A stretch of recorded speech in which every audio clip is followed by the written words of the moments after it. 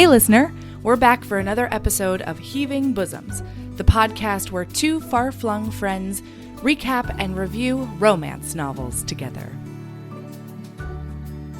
This week, we're doing part 1 of fan favorite Penny Reid's Beard Science.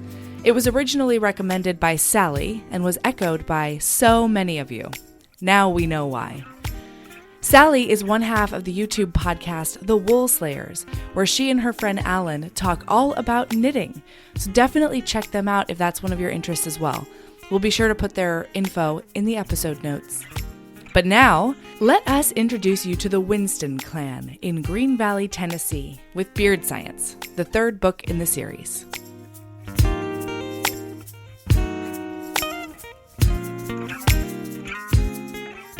Hi, Erin. Hey, Mel. Good morning. Good morning. So early. Yeah, happy 3:10 in the morning for you. It's definitely 7:10 in the morning for me, so it's a bit better. Uh-huh. Are we gonna be okay? Just like generally, like in life, or No, I just feel like we're not quite firing on all of our pistons or our crank chortle, as Cletus would say. Oh wait, there we go. Maybe we're gonna be okay. Yeah, maybe we're gonna be okay. I was actually thinking, like, I'm so tired. I'm feeling so like loopy and just kind of, like punch happy right now. Mm-hmm. And I was like, but if I were a listener, I would much rather have me like this than regular. than serious, fastidious lawyer Erin. Yeah. It's like if we just threw back a few shots before we started. Like, that's a more fun Erin. I mean, here's the thing, though. Isn't that my general modus operandi? Uh-huh. Well, yeah. And people like that. Yeah, maybe, yeah.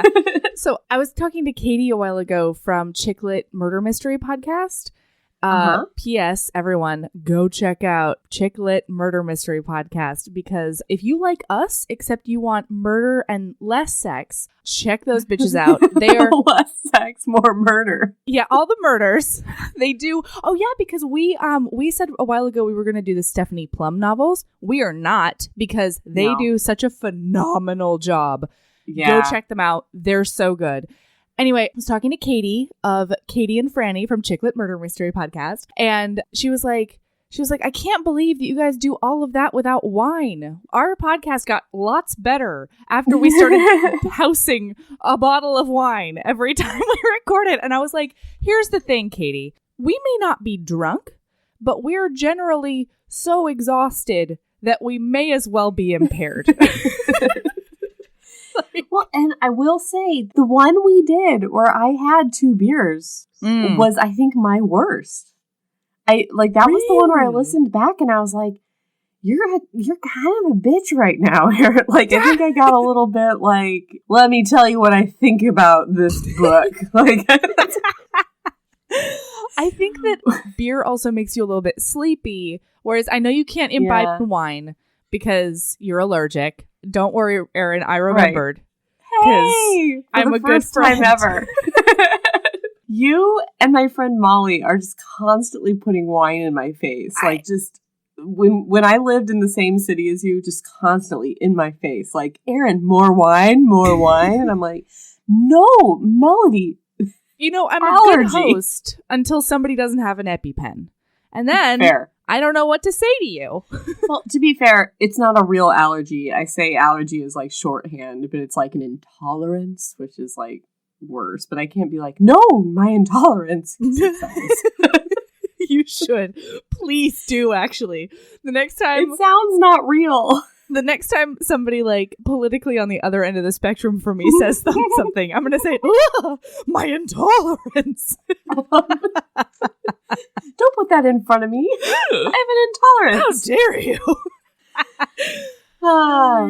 So I noticed there's 2 more holes in your face than usual. There's 2 more holes in my face. Should we talk about it? Okay, sure. Okay, so I went back to Oregon to visit my mom and then my mom and my sister with my Ember because it was the last time I was going to have a window where he didn't need to buy his own seat, and I am a cheap ass.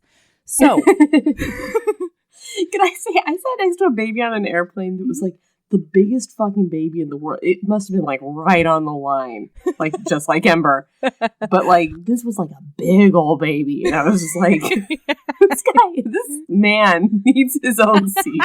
Like when the flight attendant came over, like this baby like looked her square in the eye and was like, "I would like a coffee black." Like he was so big.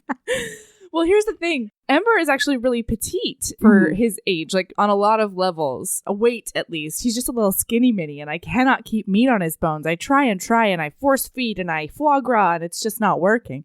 So foie gras. So that's not funny, Erin. Jeez. No, I'm sorry. How dare I make that joke? My intolerance. Anyway. All right. So So he actually looks, probably more like a tall, a lanky 15, 18-month-old. He's pretty skinny. Maybe not that bad. Anyway, so nobody really looked at him twice other than the fact that he was making almost full sentences and had many opinions on all the things. Because let's review, he is my child. Anyway, we went back to Oregon and I spent a few days with my family in Southern Oregon. And then we hooked up to Portland area because I have a lot of friends up there.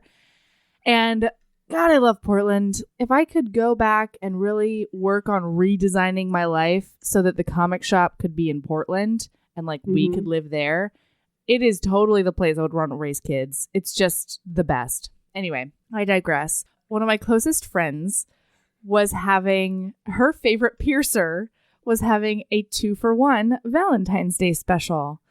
And a lot of places 2 holes for the price of 1 Valentine's special is a whole different thing. It is, and no less delightful. However, hopefully it has less long-lasting effects. So, since I was 18, I wanted my nose and my Monroe pierced, and I just did it. Like, we had a couple of glasses of wine in her inflatable hot tub, and every good story starts that way. That's what I'm saying. We really gamed it out. I texted Michael and I was like, hey, how would you feel if I came home with 2 piercings? And then he made a very crass joke about considering another piercing. And then I was like, no, but really though, what would you think? And he goes, I don't know, it's your body. I think, it would look good either way. Whatever you want, just come home. Basically, he was missing me at that point. Yeah. And so I walk into this piercing parlor and it's like the creme de la creme of Portland hipsters. There's rainbow hair. There are 15 head holes on a lot of people. There are some gender neutral people walking around. Like it's everything. And I loved it. So I walk in my blue pea coat and my curly blonde hair and my librarian glasses and my toddler. Feeling like such a poser. No, because I've seen you walk around in your blue pea coat and your librarian glasses and whatever, but like, there's never going to be a time where you're mistaken for a normal. Like, there's never going to be a time. It's just a whole, like an aura that just like radiates off of you. That's like, I'm a weird. Like, don't worry about it. Erin! Don't ever worry about looking like a square. That is the nicest thing you've ever said to me. I knew you'd like it. Oh my God. It's totally true though. You can dress yourself up in all the glasses and suits you want. It's like Laura Dern. You can put her in whatever outfit you want, but she's one of you. Did you just compare me to the regal neck that is Laura Dern? I always compare you to Laura Dern. If you were played by somebody in a movie, it would absolutely be Laura Dern. Stop it! I'm falling over right now. Oh my God. No, I can't believe I've never said that to you. Now I have to go rewatch Big Little Lies for the 17th time, and I'm not kidding. It might be actually number 17.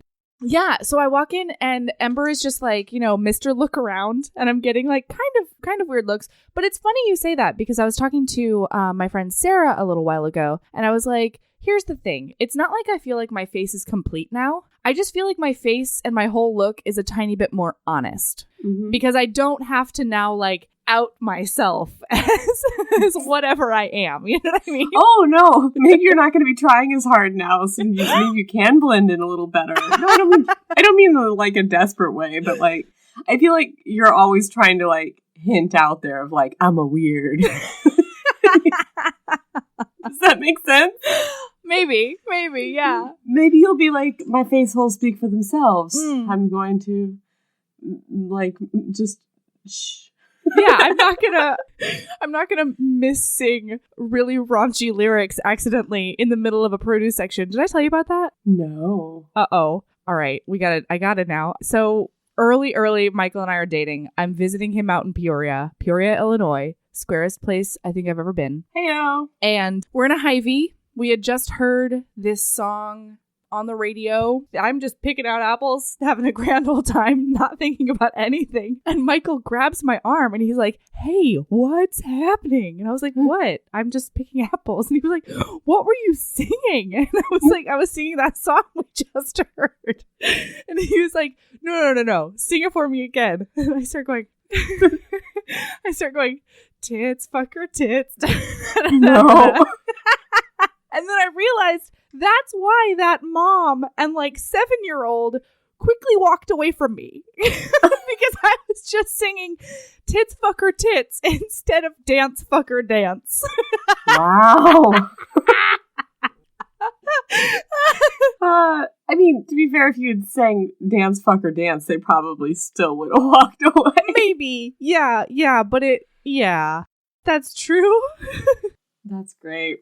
That's good work. All right. Well, you know who doesn't make any of those kind of mistakes? Who? Jennifer Sylvester. All right. So we've got Beard Science by Penny Reid. Yeah.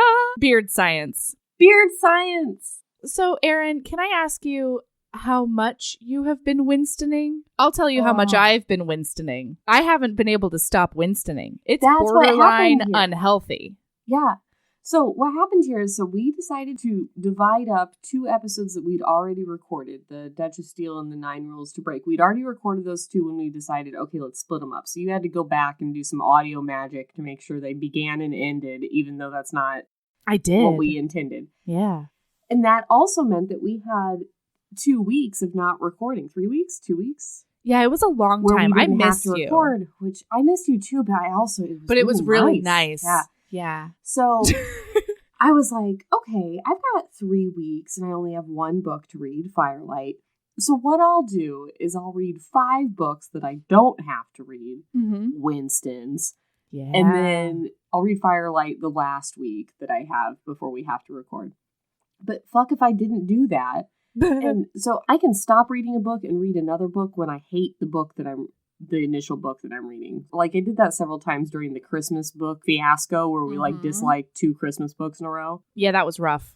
So I read The Love Hack and then I liked the writing. So then I wanted to start The Winstons and I did. And then Beauty and the Mustache was kind of the death knell. And then I just had to go straight through. Totally. And then it's the last week before, I have to read Firelight and I'm still like, I can't stop. You want to know what I did? What? I read Firelight pretty much immediately. Fucking loved it. But then I started Winstoning as well. Actually, that's not true. I read Neanderthal Meets Human, Janie's book in the Knitting in the City series. And then I moved on to Beauty and the Mustache. And then that introduced me to the Winstons. And then I was dead. Then it was over. And then I had to read Jethro and Sienna. And here's the other thing I'm running into, because I have now read all the way through Bo. Like, I have read them all, and I've already pre-ordered Dr. Strangebeard because I'm not fucking around with 2018. And every time I read a Winston book, though, I'm convinced they're now my favorite Winston.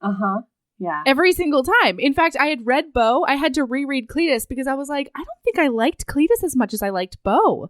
The truth is, Cletus. I reread Cletus, and I was just like, yes! It's a problem. Penny, stop being so goddamn good. Oh, and here's the other thing. I was a little unsure while I was reading the Knitting in the City series, because while I really liked the characters, I really liked the friendships, I really liked the quirky, I really liked all the things, I was unsure about the rest of it. And then when I read the Winstons, I was like, oh, the Knitting in the City series is too classy for my smutty ass. Too classy. I can't. I really enjoyed them, and I read all the way through them, but there's not enough, like, show me the action. You know what I mean? And the Winstons give you that. So for me, what this is we've got, how many Winstons are there? 6? There's 7. 7 with Ashley. Yes. Okay, we've got 6 brothers and a sister in a family. Mm-hmm. All the brothers are like the sexiest, beardiest men of Tennessee. Bad boy werewolves, as you put it. They're not actually werewolves. That's what it is. Yeah. You know my type.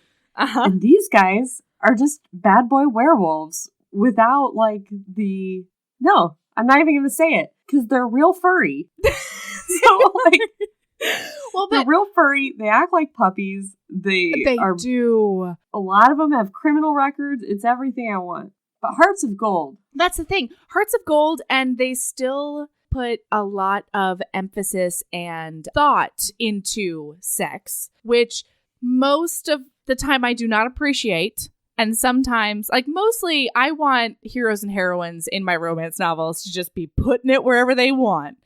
Everybody just I want their idea of sex to be like throwing confetti. That's what I want. Heart-shaped, penis-shaped, vulva-shaped, boob-shaped confetti. And this time though, I don't mind. I really like the fact that they're like, you know, thinking about who they're going to have sex with next, because a lot of times Penny uses that as a vehicle to do not just P&V sexy times, and I like it. Mm-hmm. All right, so like a little bit of background on this family and where they live and stuff. They're in a small town. It's right near Knoxville, Green Valley, Tennessee, I think. There you go, Green Valley, Tennessee. They grew up with a mom who was a lovely, wonderful librarian in town, and she named them all after literary figures and taught them well. So they're all like very smart and well read and like really know how to treat a lady. And she came from money, so they live in this big they all grew up in this big house that was like passed down in her family on land, you know. So they live in roughly my dream house, just FYI. Mm-hmm. The giant wraparound porch with room for 7 rocking chairs and swings. Like, put some ferns on there, and I am in it. Yeah, like they all live together in this big house. And they're so fucking funny. They're rascals. They're just rascals. Yeah. Mm. And I dig it. But they grew up with a dad who sucked in a lot of different ways. All he the was ways. Very physically and emotionally abusive. Very, very physically abusive. He was in a motorcycle gang called the Iron Wraiths. And they've all kind of got their own separate issues involving that and him, and also different ways of coping with what happened to them specifically. Yeah, and I love it because it all makes sense with each one of their personalities. Mm-hmm. Not only which issue they have, but also how they cope with it. Yeah. Well, and also how their dad treated them. Like, yes, absolutely. You know, because some of them got more of the physical abuse. Some of them got more of the emotional abuse. Yeah. So that's kind of where they're coming from. And then Ashley. So here are the brothers. We got Jethro. He's the oldest. Then we got Billy. Then Cletus, then Ashley. And then Ashley was a member of the Knitting in the City ladies in Chicago. And so one of the Knitting in the City books is also a Winston book. That book, ladies and gentlemen, is Beauty and the Mustache. The greatest book ever written by humans. I'm just going to say. Some may say it's War and Peace. Not Aaron McCarthy. No, it's not me. Beauty and the Mustache. That's right. Penny Reid. So then she's the only girl. And then after Ashley is the twins. Yep. Bo and Dwayne. And then Roscoe. Little Roscoe. Oh, I can't wait to read his book, but I have to get to Billy's first. I am so excited about Billy's book. Because here's the thing. These books are amazing. They can stand alone, but you do find out a lot about the other characters throughout them. Which is true of the Knitting in the series, too. Yes. Or Knitting in the City series. Which is why when we read that just off the bat, we were like, I don't know who the fuck a Fiona is. Like, I don't know. She's a ninja who kills people with knitting needles. That seems really badass. And I don't have anything nice to say. You don't have anything to say about her. I'm not going to say anything. That's right. At all. Because I have many nice things to say about Fiona. You know what plays in my head when I think about talking about Fiona on the podcast? The national anthem. The national anthem. Yeah, that's part of it. Whatever oath you national security officers may or may not take, that's what plays in your head. I don't know what plays in your head. You know that, like, more recent Lorde song where she goes, "Those great whites, they have big teeth." You know that? It honestly, they do. They're going to chomp me when the podcast comes out. If I say anything bad about Fiona or their precious Alex, like, I cannot say anything bad or else they'll chomp me. So, don't chomp me. Beauty and the Mustache. So that's number 1, arguably. And then Dwayne, who I fell in love with in literally the first 15 pages. Just in love. Hey, Penny, hi. I don't know if you're listening, but I think you are. Maybe. Listen, that first chapter of Dwayne's book. Oh, yeah. Outstanding. Knocked it out of the park. Oh, God. It made me a lifelong fan, as if I already wasn't. However, it ticked every one of the boxes I didn't even think I knew I had. Yeah. Yeah. Yeah. It was so good. But we can't talk about that because right now we're talking about beard science. Yeah, we're talking about Jennifer Sylvester and Cletus Byron Winston. Yeah, the weirdest of all the Winstons. The weirdest. The one just who's like after my own heart. Although I do like a bit more of a charmer most of the time. So Jethro and Bo are like kind of right there too. That's the thing. Every time I read a book, I think they're my favorite Winston. Okay, so it opens up and we have Jennifer, who is the banana cake queen. She shows up in a couple of different books. She shows up in Beauty and the Mustache in a way that we'll talk about later. She's baking cakes for a special order, and she has this really crazy, like, stage mom / taskmaster who walks in and starts just berating her. Her mom owns a lodge and a bakery. Yes. Jennifer has worked at that bakery since she was, I don't know, an infant, baking banana cakes for the bakery. Well, everything else, but particularly banana cakes. That's her signature. And so she is known far and wide in Tennessee as the banana cake queen. And her mother dresses her in yellow dresses every day and made her dye her hair blonde and everything so she could like curate this persona of the banana cake queen. And that's all anyone in the town knows her as and makes fun of her ruthlessly for just being this quiet, like she doesn't talk. She just is the banana cake queen.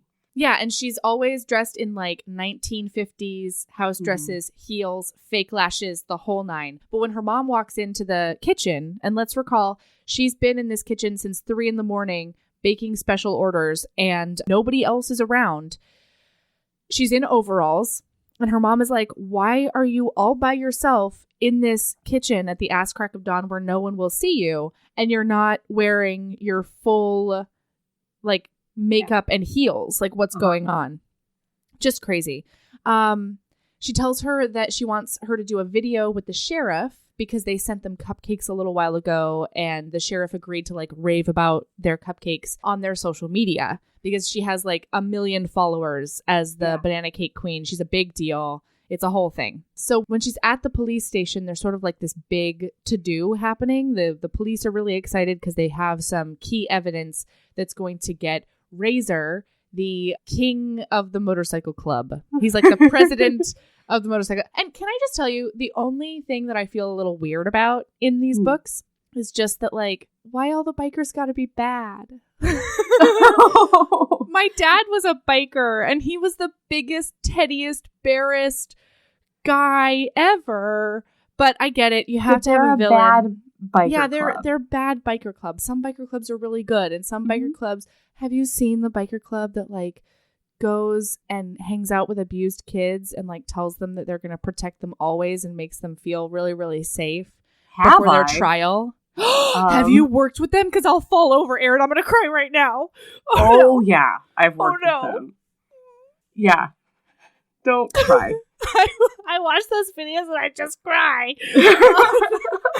Oh. Yeah, I've definitely encountered the. Is it? I can't remember what they're called, but they're I think magical. it's Bikers Against Child Abuse. Something like that. Yeah. It's one of the There's multiple chapters. Mm-hmm. Oh God, it's so good. Anyway, sorry. One thing I really like about them is they give all the kids biker names before the trial. Yes, I really like that. I do too, because they make them part of the gang, part of the family. Mm-hmm. Bikers take care of their own, Erin. Mm-hmm. Okay, so she sees Cletus at the police station, and he doesn't see her because he just ignores her. We found out why later, but she does the video and she sets it up so that the sheriff's in half the frame, and then leaves. And then it cuts to Cletus at the auto shop afterwards. Cletus and Dwayne and Bo all own an auto shop. Yeah. And Drew, Ashley's fiance, is a silent investor. So Cletus, God bless him, he has this scientific method for meeting people. And he says that he loves judging people because he only has room enough for 24 people in his life. And he already has 6 siblings. And I just can't identify with that harder. I can't. One of the things I really like about Cletus is that he has all these arbitrary rules for his life where he's like, well, I can only have 24 people, and doesn't even consider the fact that maybe that's just completely arbitrary. No. He's probably read somewhere in a book or something that that's the optimum number of people in your life or something, and he's just decided. And that's everything for him. Remember, Erin, he was born with infallible logic, quote unquote, which just ugh. He thinks very highly of himself. He really does. And I don't blame him. No. So he's currently plotting against Jackson James, the sheriff's son, and also a deputy. Can I talk about this? Yeah, of course. So since book 1, since Ashley, all of these Winstons hate the sheriff's son. Frankly, Jackson I do too. James, who's what? Why? He just pulls him over. He's just kind of an asshole. Pulls him over more than other people. And you know what? He should, because almost all the Winstons commit crimes. You know what? Stop it. Do not besmirch the name Winston. Can you think of a Winston that shouldn't have been arrested by Jackson James at some point in time? Ashley. I get that they're pissed at him. And also I don't Roscoe. know that that's the case. And also Roscoe. So that you know of. And Billy, too. I don't know about that. Billy just commits some simple assaults on the side. And they're always provoked. Always provoked. I don't know. All he does is, it's not like he's framing them for crimes or something. He just pulls them over more than the general population, and then he lets them go. That's what bothers me, though. And I'm team Cletus on this one because, I already have a healthy enough suspicion of authority figures. Yes. I don't need you. I know Law and Order Erin does not like this part of Melody. But I don't think that you should abuse that power. And Jackson James is a power abuser. He does. He absolutely does. He pulls them over more than other people. But I just don't think he deserves the level of derision. No, I do. He's basically a DeWalt factory. He's such a tool. God. I can't. So, anti-Jackson James. And you know what, though? I would read a short story about Jackson James and that actress from later on. I would too. Penny. Hey, but Penny, also, I would read that. May I make one more point for Jackson James? Please. Yeah, go ahead. Sure. Who do Swim you think upriver, started Erin. this? Do you think it started because Jackson James pulls them over more often? No, it started when he treated Ashley like trash. Yeah. Or do you think it started when he tried to date the only Winston sister? Do you think that was easy for Jackson James? You know what? No. Remember what he did to Ashley? It wasn't just that. It was that when she told him that she didn't like him like that, he totally abused her to her face verbally and then broke up with her and then told the whole school that he fucked her and then never talked to her again. So Jackson can go take a long hike off of one of the Smoky Mountain cliffs. All right? You walk right in to that beautiful fall foliage, Jackson, and never come back. Well, whether he deserves it or not, Cletus has been putting itching powder in all of his clothes for like a while now. And he's also plotting to maybe give him leprosy via armadillo, which I do not hate. Jesus. It's not that bad. Isn't leprosy curable? That bad. Neither is itching powder. I don't know if it's curable, Mel, but parts of your body fall off. It didn't used to be curable. That's right. Only Jesus could cure that. Yeah. Yeah. So, all right. Well, modern medicine, everyone, for the win. That's the end of this podcast. Okay. Thank you for listening to Heaving Bosoms, where we talk about the miracles of Jesus Christ. That's right. Wouldn't that be great? We're so hot for Jesus. Okay. We just lost a listener. You know what? Bye, listener. I we like their loved sexy you. books, but they don't even talk about sexy Bible stuff. Don't mix those. Mary Magdalene was real fucking sexy, and that is a fact. Fair. All right. That's in the Bible. That's written in there. She washed those feet so sensually. Dried them with her hair. Oh, girl. All right. Okay, we gotta stop. Stop. Okay. We're not writing Jesus Mary Magdalene fanfic. That is not what Heaving Bosoms is about. But maybe. We could do that for Christmas 2018. Done and done. All right, let's put it on the spreadsheet. Woo. All right. So Jethro walks in and he sets up book 4 by having Cletus hire Shelley, who is the sister of a person from the Knitting in the City series. And she is drop dead gorgeous. She's very taciturn and she is excellent for book 4. Please go read. And a great auto mechanic, I guess. And so that happens. And she's a many other things. She's so great. And I love her. Everyone should go read that. It's so good. Okay. So they set up a bunch of things, including but not limited to the fact that Cletus has a talent show in Nashville, that Jethro and Sienna are pregnant. That's from book 2. And then Cletus says he'll never have kids. And I'm like, Cletus, they're the best people to plot with. They have such great imaginations. You should always plot with kids. And also no one suspects them. I mean, think about all of the urchin pickpockets throughout history. Nobody suspects them. Shout out to Fergus from Outlander. Love you, Fergus. Okay, so then we switch back to Jennifer's perspective. Jen's mom has been contacted by this talent agent in New York who wants her to be the spokesperson for Chiquita Banana and do commercials and all the things. Jen's freaking out because she doesn't like the limelight like that. She doesn't really like any of this. She just likes baking and she wants to live a simple life. Oh, her mom immediately puts her on a diet. And her dad is mentally upgrading the boat, the parasite. And then Jen actually faints. She's so worried about everything that she faints because she's also been working 80-hour weeks. She's exhausted and dehydrated. Gotta hydrate, guys. You gotta hydrate. Clear and copious. She's waking up at like 2, 3 in the morning. She's baking 700 cakes a week individually. It's nuts. It's insane. And so she decides that she has to change something. She sneaks out of her bedroom window, which used to be her brother's bedroom, who, FYI, is now a prospect for the Iron Wraiths. So sad. Also, she's like 22, by the way. Like, she doesn't have to be like living at home and wearing the clothes that her parents are laying out for her and going on a diet because her dad wants her to, it's like, it's so sad. It's really, really sad. So she snuck out twice in her life, once to get coffee with a pen pal and their parents, and to go to a concert by herself. And so now she is sneaking out to blackmail Cletus Winston. Because earlier, she realized that she had footage of him taking the evidence that was against the president of the Iron Wraiths. It's in the background of the thank you video she made from the sheriff thanking her for the cupcakes. Yeah. She can see him stealing the evidence. So she shows up at his house and she tells him about the video. And she's freaking out. She has determined Cletus is she's very quiet. She's your traditional wallflower who observes things from the edges of ballrooms.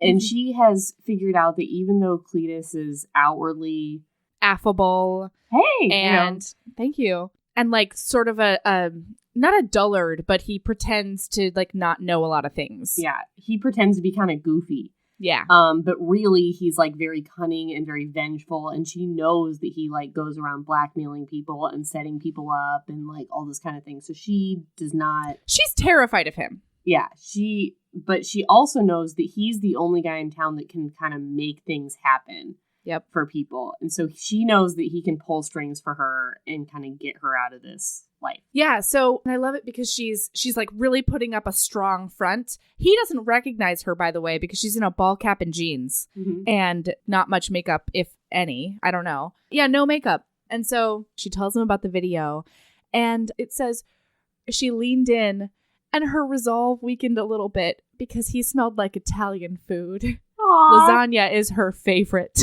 And her mother won't let her eat it because it's too fattening. I just want to murder this woman. She just has to have chicken breast and broccoli every night. Ugh, her father's joyless food. Okay, so then Cletus is like, fine, we'll chat. They go to the car, and she says she wants a husband and she wants a baby. And at first, he thinks she's blackmailing him into marrying and impregnating her. Right. She's like, oh my God, no, I would never marry you. I just need you to find somebody else. Yeah, like make things happen for me because I'm not allowed to talk to boys and I need out this house. Yeah, and like a family is all she's ever wanted. Right. And so in the car, he gets glimpses of her backbone every once in a while. And he really likes it. My note is he likes it. But he doesn't believe in hidden depths or anyone being as good as him at playing possum. Right. And so he's like, is she secretly like smart and intuitive and strong? There's no way, because all she does is sit there in her banana dresses, and he's like completely written her off. As because he's like, he cannot get anything out of her. Yeah, she's not a player in the game of Green Valley, Tennessee. Like, yeah.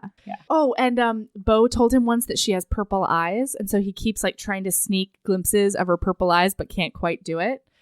Anyway, and so he says that he'll think about helping her, basically. Right. Move on. They're back in the auto shop.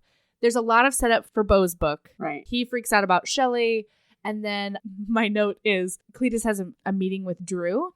And he tells Drew about how he's been growing the family's accounts by day trading. And then Drew says a beautiful thing about love. Down, Erin, down. Because Erin is in love with Drew. Which is weird because he's not like funny or an asshole. No, here's the thing. He's just a poet, and that didn't seem like your style. I was shocked by this. I loved them more than I loved specifically Drew, I think. Fair. But maybe on the Instagram I'll put up a picture of David this week. I'll put a blurred out face picture. Okay. I've got one in mind. Okay. So then Cletus goes to the jam session on Friday nights. Green Valley in the summertime has this, well, summer and fall, has this jam session where all the musicians in the area come together and improvise. And there's food and there's awesome, and a lot of great shit happens at the jam session, including but not limited to the first chapter of Dwayne's book, Truth or Beard. Did we say that like Cletus saw Shelley, identified her as a sexy woman? And he was like, she was a sexy woman who fixes cars. He also noticed she was a little standoffish, and he was like, I have scientifically analyzed this, and she is my perfect woman. And he turns to Jethro, and he was like, I just wanted to let you know she is the one. I will be we're suited. Her. Yeah, we're suited, which is Tennessee code for we're going to get married. And he's just like, he like adds her to his list of things to do. He's got all these things he's doing. Like he's going to take down the iron wraiths. He's got some hunting he's got to do, like all these things. And then he's like, pursue love of my life, Shelley. And he thinks that theirs would be a very pragmatic partnership. Yeah, and I don't know what is sexier than that. He doesn't even consider like she might not like him. He's just like, and then I will retrieve my mate, and we will begin. I will throw her over my shoulder and make her mine. Yeah, so he tells Jethro this. Yeah. Okay, so now we're at the jam session. They're at the jam session, and Jen interrupts Cletus talking to a couple of people about his dad to have a chat. And she takes him back behind the stage of the auditorium where no one goes except for everyone who so wants many things happen back here. I am all about it. And he notices that her eyes are purple, and she tells him that he made her week better just by giving her hope that he might help. And he hates her lashes and the whole costume. And, she says that she doesn't like them either. And he says that women fall into 3 categories because Cletus Winston. The first is marriage potential. The next is one-time amorous congress. And the third is forgettable. And she's like, oh, so you're saying I'm forgettable? And he's like, nope. There's nothing about you that's forgettable. Also, like, he cannot stop dwelling on this eye thing because, like, he knows her mom, he knows her dad, and he knows science. He's like, they must be contacts. Yeah. She is not an albino. Yeah, there's no way that she has violet eyes. That's not a thing. Yeah. Science. So. Yeah. So then my favorite thing about this is that she says that she feels sorry for men because they're so feeble and limited. And he's like, you think that? And she's like, no, but you apparently do. And then they talk about how they both like verbing, which, P.S., listener, I don't know if you've noticed this. I also like that. I also like inappropriately pluralizing things. Those are 2 of my favorite little verbal practices. You know how I feel about an incorrect plural. It's my very favorite. I know. They're so fun. And so she asks him, she finally is like, okay, listen, are you going to help me? And he's like, yes, but not in the way you think. We're going to find out who Jennifer is. We're going to have lessons. Lessons on just how to be a person. And how to grow a backbone. Like, I've seen glimpses of it. You got to live your life like that. Because, newsflash, she was also homeschooled. Like, so she has, like, never been out of this house, basically. It's so frightening. And so he asked her to make a list of things that she likes to do as her homework. Okay, so the boys are fixing up the carriage house for Jethro and Sienna, which is something they talked about before. Because Jethro and Sienna are having a baby, and they need a nursery, and they need all the things for the carriage house. And I'm so excited for them. I'm so excited for the number 1 Winston progeny. Oh, I hope we get to see that. I'm sure we will. I hope so. Okay, moving on. Everyone finds out she's pregnant. And can I just tell you how my ovaries exploded in an impressive display of fireworks and heart-shaped confetti when these boys started talking about babies? Because I love men who love babies. Can I just say that? Like, I had to unsubscribe to Dads of Instagram because it was just too much. And when I was younger, it wasn't like dads that I was attracted to. It was like guys who would go out of their way to help kids at the 4th of July fair. Or kids that babysit. I need to go back. How was your subscription to Dads of Instagram hurting your life? Like, how was that? It was too much. Banning myself. So you were just like, what, horny all the time? Like, basically, yeah. I was just swooning and or a puddle. How is that different from just normal every day? You know what? Sometimes you can only take so much stimuli. You can only invite so much into your life. Plus, I kept on being like, hey, Michael, I bet you could do that shirtless. Hey, Michael, if you change that diaper without a shirt on, I bet. And then he would catch me trying to sneak photos, and he was like, Melody, you're objectifying me. And I was like, yes, well, you signed the marriage contract, sir. You knew who I was. That's right. Did I tell you that I still covertly send videos of Michael doing push-ups to Tanya? Does Tanya want these videos? Oh yeah, Tanya's all about it. I've also covertly sent photos of my husband to my friends when he's like shirtless and fixing something. So I'm not above it. And Dads of Instagram was just too much. I also started asking him to grow out his hair to a man bun because of Dads of Instagram and also man buns of Instagram. And it's just too much. I can't change the person that he is, okay? I love him for who he is. I would just prefer him to be shirtless more often. I asked David for a man bun. He politely refused. Michael was not polite about it. I mean, yeah, that's on brand. Like, that makes sense. Yeah. Okay. We got to get moving. Okay, all right. Yeah. So, and then he says, I won't harm you, Cletus. Yeah. As they're talking about this, and she reacts understandably. She's like, I didn't know that was on the table. What? But she kind of knew, too, because he's very dangerous and she's blackmailing him. Yeah. Well, and he's like, I would never harm you physically, and I hate that we live in a society where I have to say that out loud. Oh, be still my heart, Cletus. And then he's like, No, I'm just telling you that I'm not going to take revenge. I've decided that you get a pass for this blackmail. I am no longer going to send strippers to your bakery or have the health inspector show up unannounced. Like, it's so funny. All right. And then they decide that they're going to do bi-weekly lessons. And this is also when we find out that Jennifer has no days off. 0 days off. Yeah. Never has a day off. Because he's trying to figure out a day where she can come to his house and they can talk about how to be a person. She's like, well, I can't go to your house because my parents will know that I'm gone. Yeah. Even in the middle of the day, she cannot leave or her parents will freak out. Yeah. If she's not either in the house or in the bakery. And she has no day where she has any free time.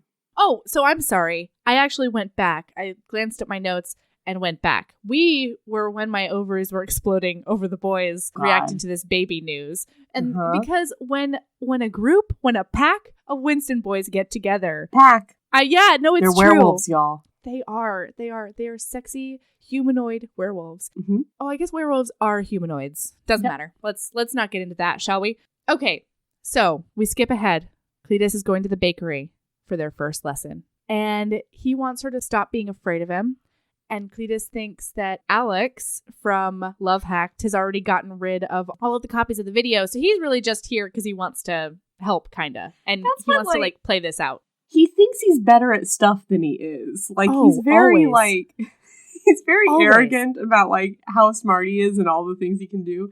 And he's like, from his first person narrative, he's like, I have a secret friend who happens to be a hacker. And it's like, Cletus, we know who it is. And it's not like you made this connection from some kind of business dealing. He just he's married your sister's friend. We read the book, Cletus. Out with it.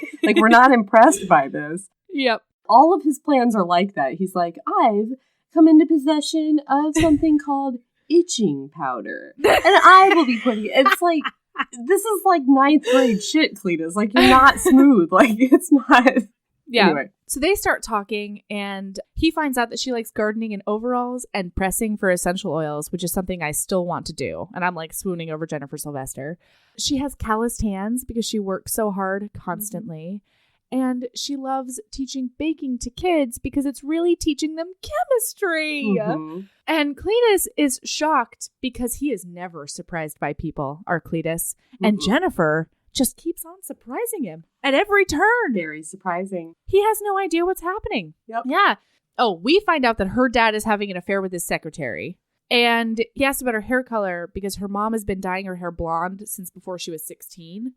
And he asked her if she would ever change it. And she goes, I don't think my mama would like that. And he very gently says, are you always going to do everything your mama likes? And that puts the biggest bee in her bonnet. Yeah. She's like, you gotta go. Our lesson is done. We're over. And she goes and hides. And it's a whole thing. So then the next morning, he goes fishing with a couple of bikers, including Jen's brother.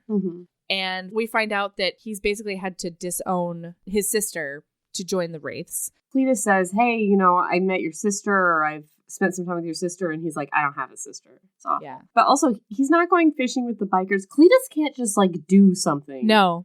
For the sake of doing the thing that it is. He's never just going to do a thing. He's got to always have a secret plan of why he's doing it. So he's going fishing with the bikers so that he can take the evidence that he stole from the police station and hide it in one of their cars.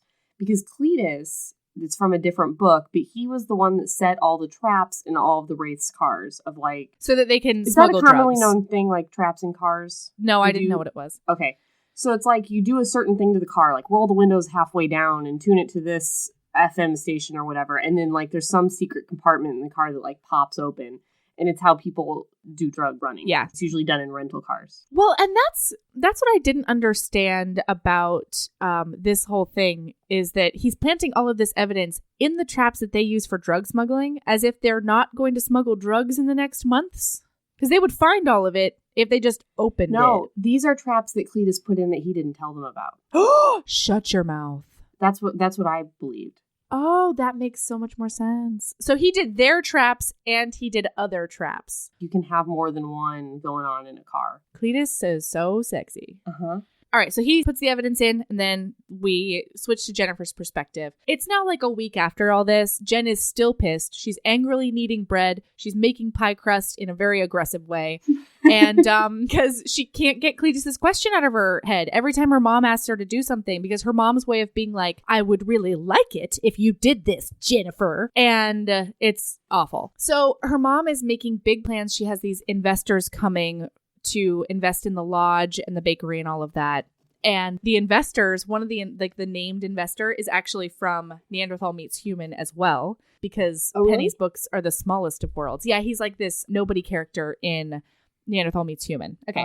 So she basically pimps out her daughter and is like, I want you to pay special attention to this one investor. And it's the first time in her life that Jennifer's like, no, I'm not going to do that. Mm-hmm. And she's freaking out because after the demo, she's like, I can't go home. My parents are going to freak out. Like, my mom is going to be the worst. Her mom's reaction was not great to that. Oh, my goodness. So she decides to take the cake, the pie, and a couple of loaves of bread she made that day over to the Winstons because it's the 1-year anniversary of their mom's death. Mm-hmm. And she used to get read to by Bethany at the library, and she always wanted to be that kind of mom when she grew up. Mm-hmm. Not her kind of mom, guys.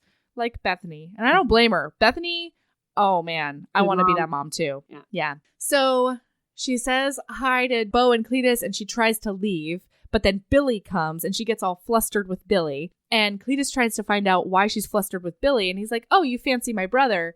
And she's like, no, it's just that my dad says that he's like appropriate for me.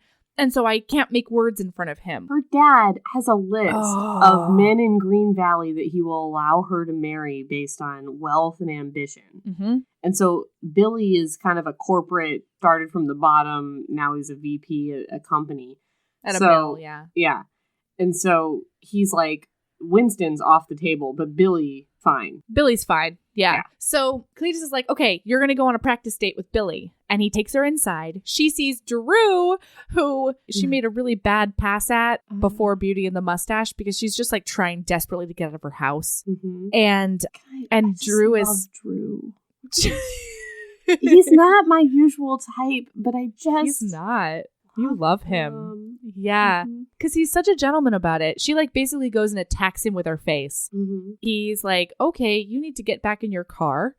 This is not going to happen. And she's mortified. So then Ashley's talking to her and she sees Drew and she freaks out. And so she tries to run away down the hallway, like to the bathroom. She goes into a closet, right? She tries to go into a closet. God damn it, where's the bathroom?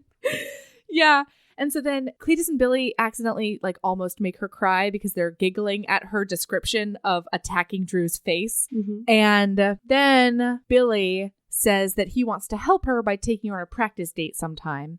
And she sort of accepts to this, practice date. And then she spends the rest of the evening with them and it's really nice. And Cletus walks her out and he tells her that her new homework is to change one thing every day for the next month. And it has to be her choice. It can be tiny, but she has to change one thing and it has to be something she wants. And it's so cute. So then her parents are waiting to pounce and they're about to light into her. But Billy calls and they see it's Billy on the caller ID.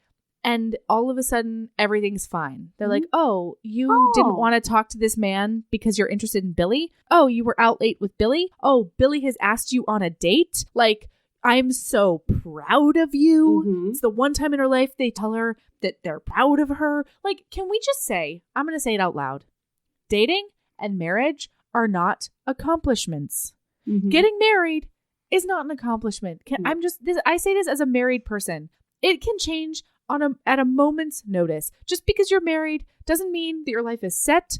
Doesn't mean that you can treat your partner like shit. Yes, because you can't just be married and be like, okay, I'm done with that. Who do you think you're talking to? Oh, yeah, that's right. Erin got married and divorced within, 3 months? 3 months. A month? Yeah, there you go.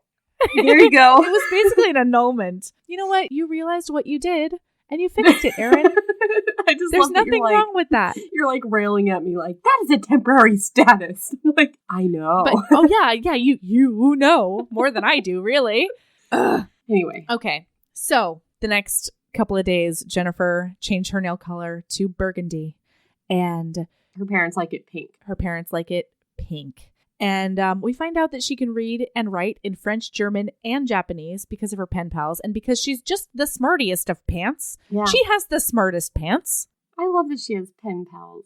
I do too. Well, she's got to get out of her house somehow. Mm-hmm. This is also when we find out that she works 80-hour weeks with no pay. And she's really nervous about going to dinner with her parents with her nail polish. But they don't even notice. Or if they do notice, they don't say anything. Yeah. And then she goes shopping for herself. She is 22. She has never been shopping without her mother picking out all her clothes. And can I just say real quick, this is why I can't be a cult leader. Mm-hmm. Tell me more. I cannot imagine a world in which I am capable of taking care of myself, feeding and clothing and doing all the things, making sure that other people are mostly fed, but also being so controlling that I have to go shopping for and with another person, that I have to make sure I know the schedule of their day all the time, let alone a group of people. I just feel like I'd be great at it.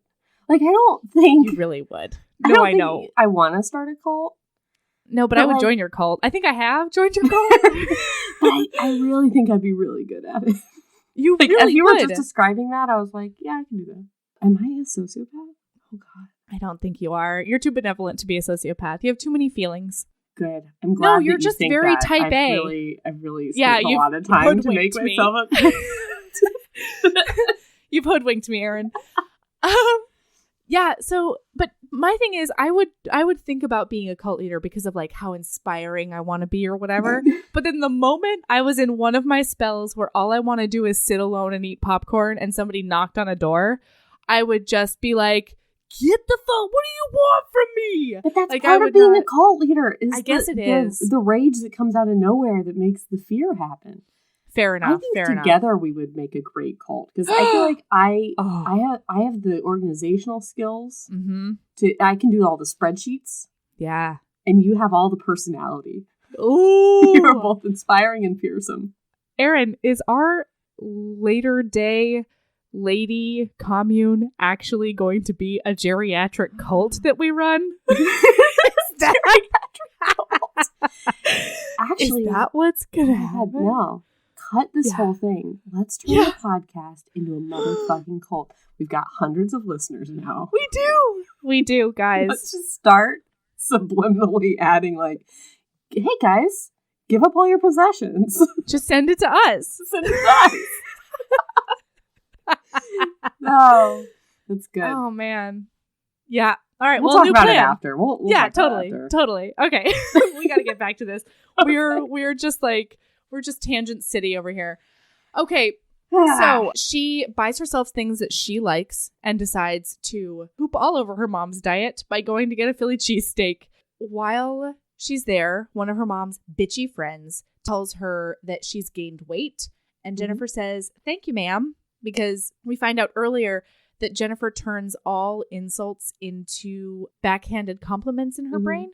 She's like, oh, she told me I'm fat, so that must mean she thinks I'm looking very healthy. Yeah. Nice and healthy. She has to do it with her dad all the time because her dad is always telling her that she's stupid. Oh, it makes me so angry.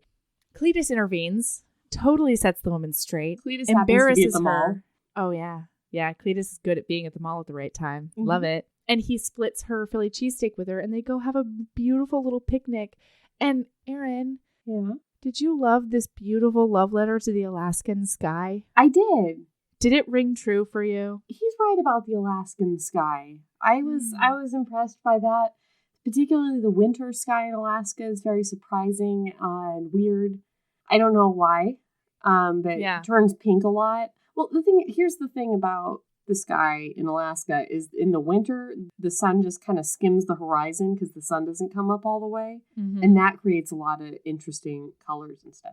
It's really cool. I didn't realize indigo was actually a color until I moved up here. I really thought it was just like a different word for violet and people were idiots. And then I was like, oh, that's what indigo is. Like, anytime I've seen it on a paper or something, I've been like, either it's blue or it's violet. Like, that's not really a color. Yeah. I've always ascribed it to one or the other. But there is indigo. It's a thing. See, that's interesting because when I lived in Hawaii, I had this vivid memory of sitting around cracking macadamia nuts with a bunch of my aunties. And this radio commercial or something came on for Lotion. And they were like, Lotion. What do people need lotion for? Like, that's ridiculous. Who buys lotion? And then one of my aunties moved in with us in Oregon, and she was just like, oh my God, I've never needed lotion so badly in my life. Like, they just couldn't imagine it because it's always so humid there that you don't need it. And then she moved to the dry Oregon climate, and she just, every 5 minutes, I swear to Christ, this woman was slathering on lotion. Anyway. It's so funny. Like, how is lotion even a thing? Can I tell you that Rooster the dog's favorite food is lotion? She loves it. She goes nuts for it. If you have lotion, she begs for it. She will like lick it off the lotion bottle. Like, it's toxic. It's incredible. Dumb Rooster. This is why she thinks Bitcoins into her mouth. are she'd be. Oh God, she's going through a rough time right now. Oh no, it's pretty bad. Yeah, she's in a financial. There's so many things that are happening. Well, she lost her record deal, right? Yeah, Well, here's the thing. This is Erin's dog. P.S. She was at some financial hard times. She had what she believed to be a record deal with DJ Khaled, and Dad and I were like, Rooster, you don't have a record deal with DJ Khaled. And she was like insistent that she did. And we're like, it's definitely not the real one. But then it was the real one. And she lost the record deal because of her conservative politics. I know, she's a Trump supporter now. She's decided, here's the thing. She saw Hannity once. And now she's a big Trump supporter. And it's really awkward around the house when she's just like, I don't know, it's just spouting conservative stuff. And so, yeah, she lost that record deal with who we believe to be the real DJ Khaled. And now she's really strapped for cash. She tried to pawn David's watch. It's oh really my rough. gosh. Yeah. She's basically a heroin addict. Oh my goodness. She's in a rough spot, but I think we'll get through it. I think you can just feed her lotion, and that'll make everything better. We're going to cut this, right? No. Okay, so they're on this picnic. He looks at her. She's not wearing her yellow cardigan anymore, and he realizes that her eyes are actually dark blue, but they reflect the opposite color of what surrounds them. So when she wears yellow... And she always wears yellow. Always wears yellow. Her eyes look purple. And he like grabs her face to do this, and it is so nice. She likes it. They talk about his thrifty grandmother and his wild hair and his double row of eyelashes, which, can I say, genetics really fucked me on that one. I have really nice eyelashes, but I only have one row of them. How dare everyone? And then he tells her that his grandmother used to say that old things have soul, but young things have spirit. And she is determined now to find her spirit. And I'm so excited for her. Okay, so she's getting ready for the fake date with Billy. They're going to the jam session, and then he's taking her to buy steaks and eat them, probably. And so she's wearing this black dress. Her mother has laid out a yellow dress for her and is determined that she's going to wear it. Her dad finally steps in and is like, leave her alone. She looks fine. Oh, and this is when her dad makes one of his awful comments where he's like, hopefully Billy will be too distracted by how good she looks so she doesn't have to talk too much. Yeah. Ugh! Yeah, because he's I'm so angry. She's a dummy. Meanwhile, he's a principal of a school. Like, I cannot. Okay, so she keeps on talking about Cletus to Billy. And he's like, you know, just FYI, it's not great to talk about other guys when you're on a date with someone. And she's like, I'm so sorry. And it's really cute. And then she's really excited to see what Cletus thinks of her new black dress. And she's got her hair up for the first time, too. Yeah, she's got her hair in a bun. And she thanks Billy for doing this because it can't be pleasant, she says. And he goes, you have no idea how gorgeous you are, do you? And then Cletus from stage left is like, she doesn't.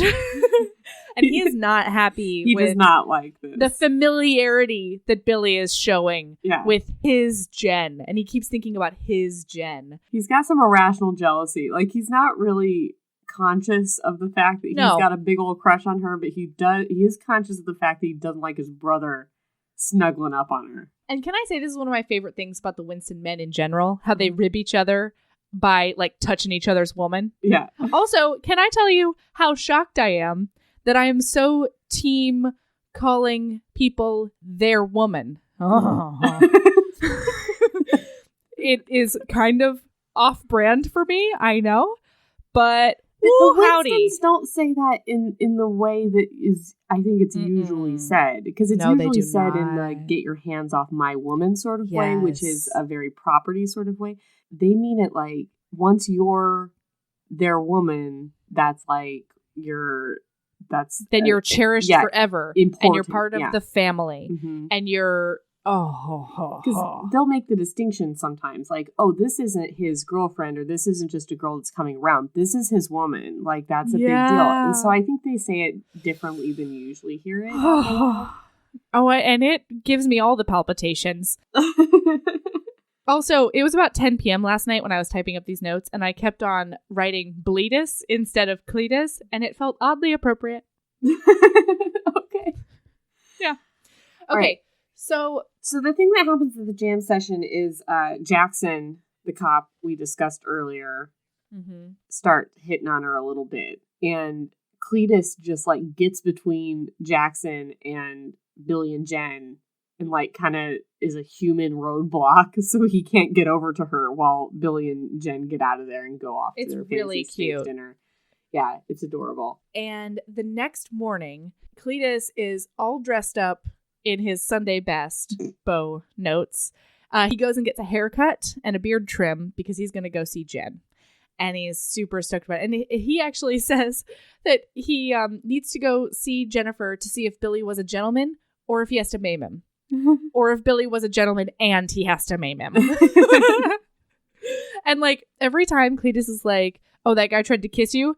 Mental note, must maim that man. I just love it. But I'm okay with it when Cletus says it doesn't, it's not he doesn't real. mean it. Yeah. Right, he doesn't mean it in the way that a lot of toxic masculine men do. Yeah. His masculinity is not toxic, and I am ready to just chug a whole bottle of it. Uh-huh. Oh, and this is when he tells Bo that he thinks that he and Shelley are suited, which, oh my God, they're not. So he walks into her kitchen and she's like manning everything and she's taking questions and she's, her kitchen at the bakery. Yeah. With like a staff of 10. And she's doing one thing while fielding questions and directing and, being really good at her job. And he gets a total competency boner. And then she sees him and shoves a cream puff in his mouth. And then he gets a huge baked good boner. How many types of boners are there, Mel? There are all the kinds. Then she smiles at him and he wants to compliment her forever just so that she keeps smiling. And then her mother interrupts and they go outside. Oh man, they do this really cute, like they're nervous about talking to each other, but they really are excited to see each other. She compliments his beard and, she's like, but it's going to be a little bit weird to not see it like really long. So you're going to have to give me a little while. And then Cletus can't understand why he's touching her and like needing to look deep into her beautiful eyes because he doesn't know his own mind or heart. And then she tells him, thank you, because it's working. Jackson asked me out on a date.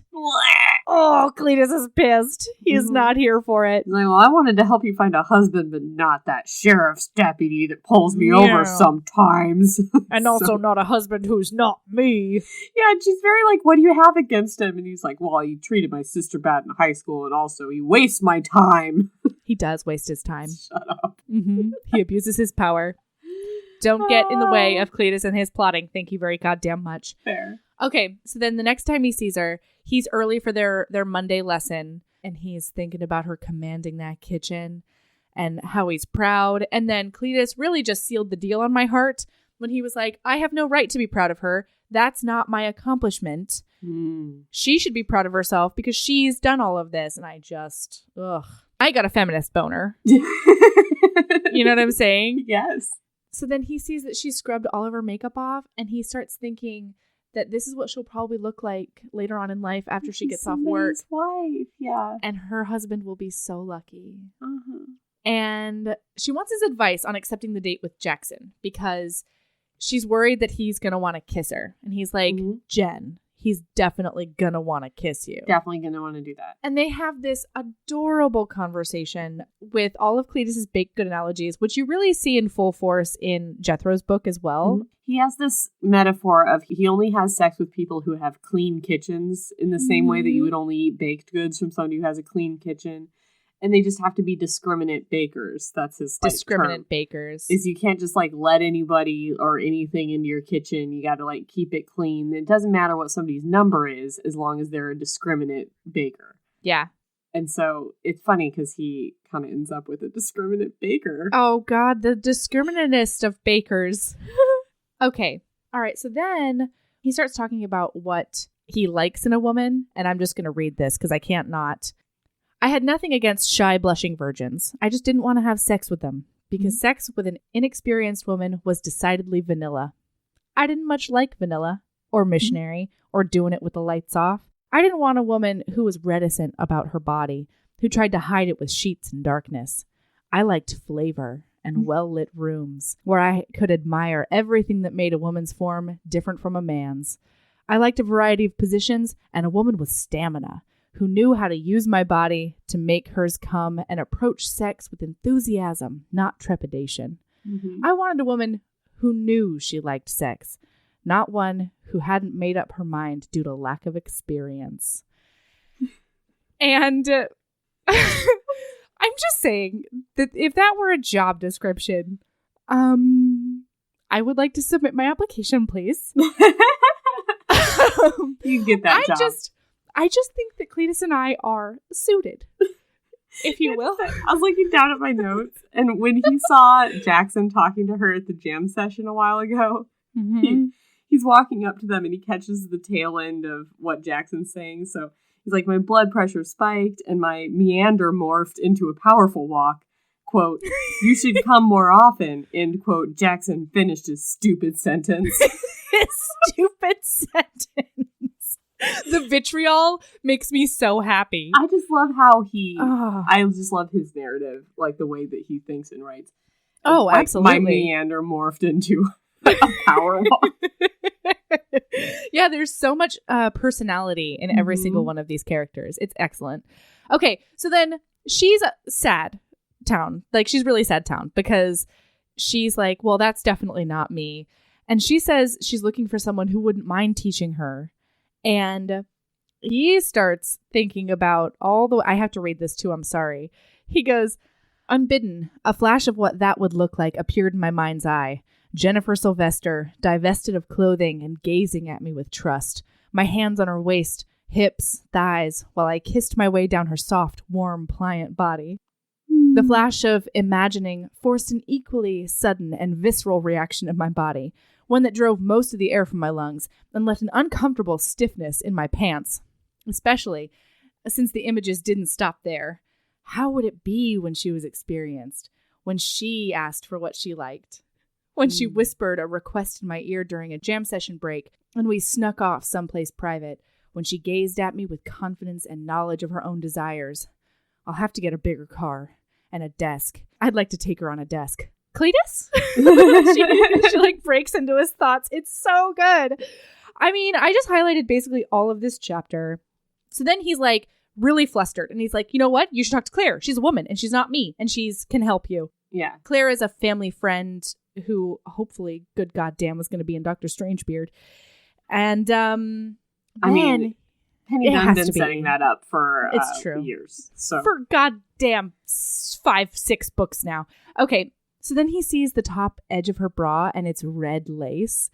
And he has to leave immediately because he's having more fantasies. She only has this bra because her French pen pal sent it to her and was like, you need this. Because her parents go through her phone, go through her computer, go through all of her stuff. The only thing they can't do is read her pen pal stuff because they don't speak French, Japanese, German. And this is a contraband red lace bra. Like, crazy. So he decides that he has to take a cold shower and he leaves. But she follows him out to his car and kisses him on the cheek. And then he's like, I can't take a shower now. And it had nothing whatsoever to do with the fact that he could still feel the warm, gentle brush of her fingers on his jaw or the searing press of her lips on his cheek. It's so good. Okay, we should probably stop here. Oh, okay. Yeah. All right. Sorry, guys. Next week, we're going to come back with more of this incredibleness. And we haven't even gotten to any of the sexy I'm sorry, times. guys. I'm sorry we didn't get to any smooching. We did. We got a kiss on the cheek. We got some whatever. fantasies that I just read out loud. I'm sorry. I was here for it. Well, you shouldn't be satisfied by that kiss. Kisses should never leave you satisfied. Should never leave you satisfied. All right. So you can find us on all the social media. Instagram at Heaving Bosoms, heavingbosoms@gmail.com. Facebook at Heaving Bosoms Podcast. Twitter is at Heaving _bosoms,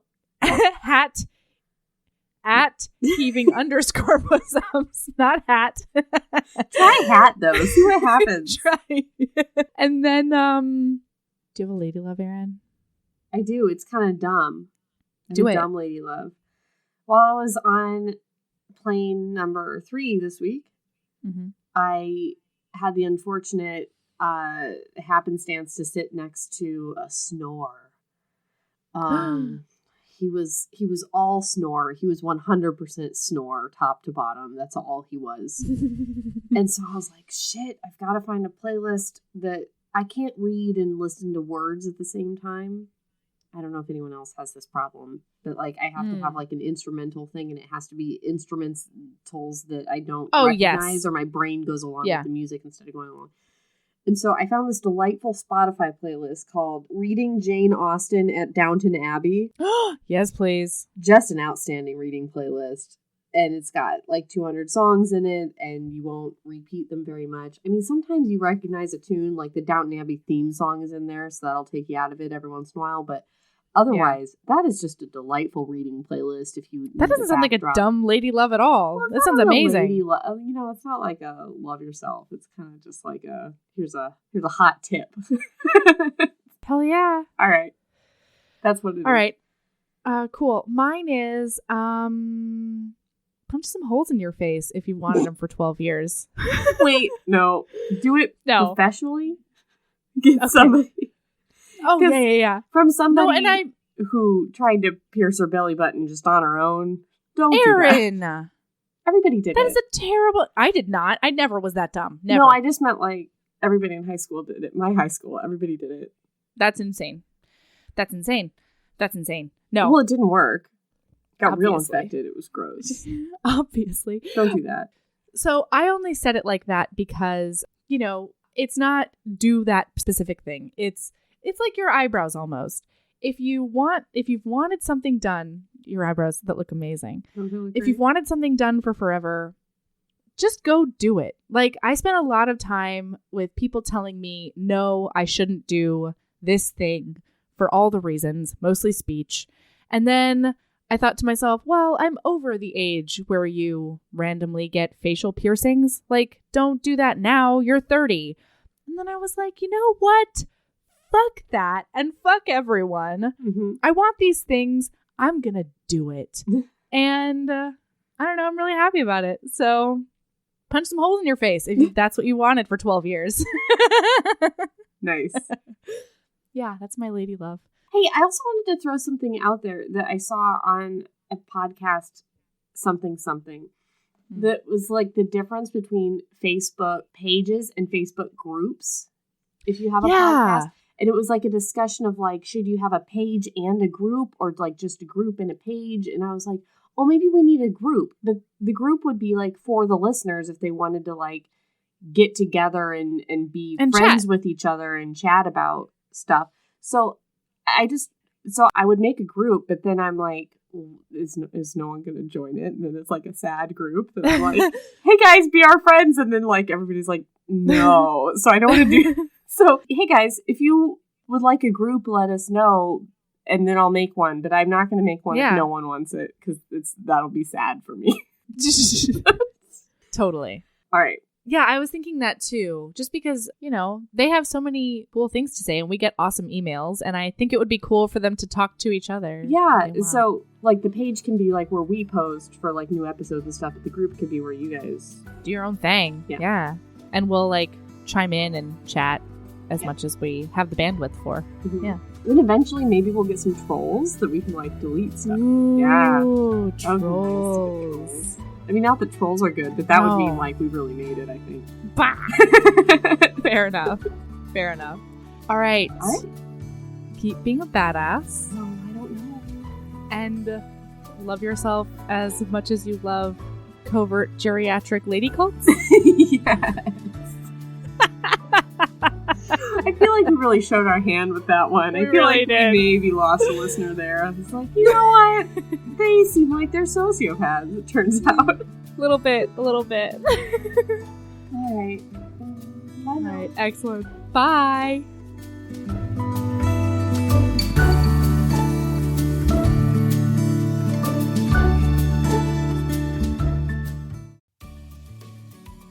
Hey, you.